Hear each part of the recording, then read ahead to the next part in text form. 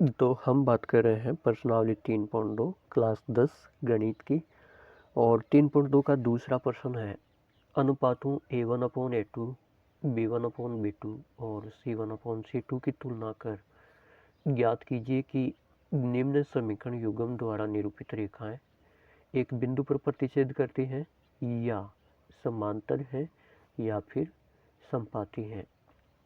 तो नीचे जो समीकरण दे रखे हैं उनसे ये सारी बातें बतानी है। जो शर्त सही होगी उसी के अनुसार अपना सॉल्यूशन होगा। पहला प्रश्न है, इसके अंदर 5x माइनस के 4y प्लस 8 बराबर 0 और 7x प्लस 6y माइनस के 9 बराबर 0, ये हमको समीकरण युग्म प्रश्न में दे रखा है।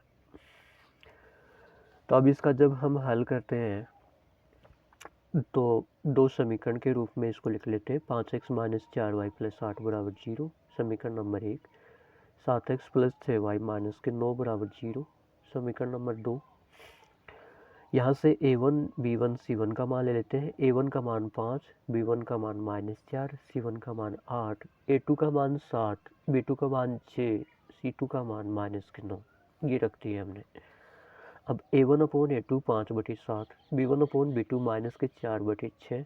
जब इसको 2 से काटा तो माइनस के 2/3 आ गया। तो यहाँ पे हमारे पास में a1/a2 5/7, b1/b2 -2/3। तो a1/a2 b1/b2 के बराबर नहीं है।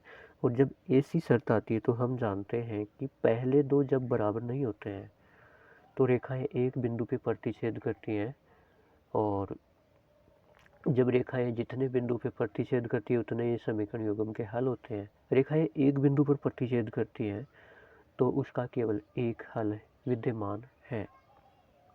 और प्रश्न में भी यही पूछा है कि बताओ समीकरण युग्म द्वारा निरूपित रेखाएं एक बिंदु पर प्रतिच्छेद करती हैं या समांतर है अथवा समपाती है।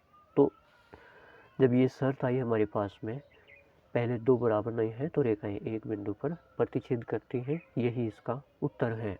अब दूसरा देखिए, इसके अंदर दूसरा प्रश्न में हमको दे रखा है 9x प्लस 3y प्लस 12 बराबर 0, 18x प्लस 6y प्लस 24 बराबर 0। अब इनको दो समीकरण के रूप में लिख लेते हैं। 9x प्लस 3y प्लस 12 बराबर 0 समीकरण number 1, 18x plus 6y plus के 24 बराबर 0 समीकरण नंबर 2। अब a1 b1 c1 a2 b2 c2 का मान रख लेते हैं। a1 9, b1 3, c1 12, a2 18, b2 6, c2 24।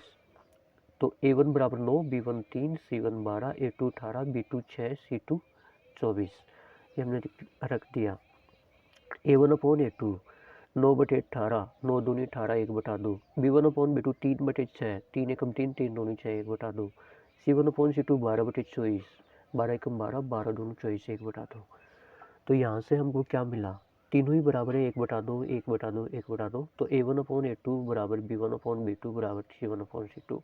हम जानते हैं कि जब तीनों ही बराबर होते हैं तो ये किसकी शर्त है, ये शर्त है कि समीकरण युग्म द्वारा निरूपित रेखाएं समपाती हैं। समपाती का मतलब होता है एक रेखा के ऊपर ही दूसरी रेखा होती है। अर्थात जब एक रेखा के ऊपर दूसरी रेखा होती है तो ये तो हर बिंदु पे मिलती है और रेखा में अनंत बिंदु होते हैं, तो इसके समीकरण युग्म के अनंत हल विद्यमान है। हमको तो इतना पूछा है कि बताइए कि युग्म के द्वारा निरूपित रेखाएं एक बिंदु पर प्रतिच्छेद करती हैं या समांतर है अथवा समपाती हैं। तो ये शर्त में तीनों ही बराबर हैं, तो ये समीकरण युग्म द्वारा निरूपित रेखाएं कैसी हैं, समपाती हैं। अब इसके अंदर तीसरा देखिए,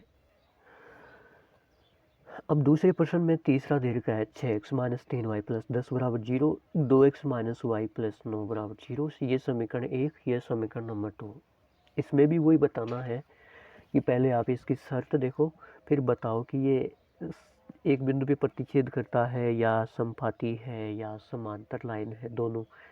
तो पहले a1 b1 c1 a2 b2 c2 निकाल लेते हैं। a1 6, b1 -3, c1 10, a2 2, b2 -1 और c2 9 है।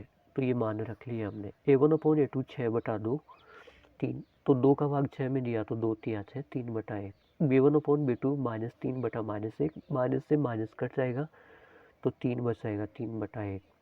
C1/C2 बराबर 10/9। तो पहले दो तो बराबर है 3/1, 3/1, तीसरा बराबर नहीं है।